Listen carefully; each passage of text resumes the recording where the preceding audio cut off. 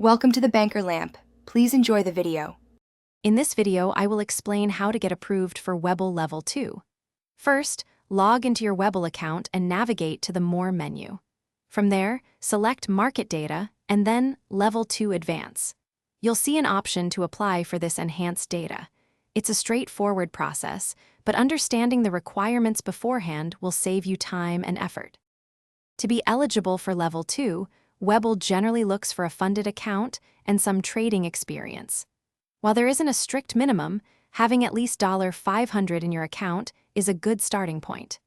You'll also need to accurately represent your trading knowledge and experience level in the application. Be honest about your background to help with approval.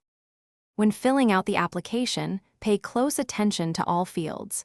You'll be asked about your investment objectives and risk tolerance. Make sure these responses are consistent and reflect your actual trading strategy. After completing the form, you'll need to agree to the market data subscription terms. Double-check everything before hitting submit. Once submitted, Webull usually processes Level 2 applications within 1 to 3 business days.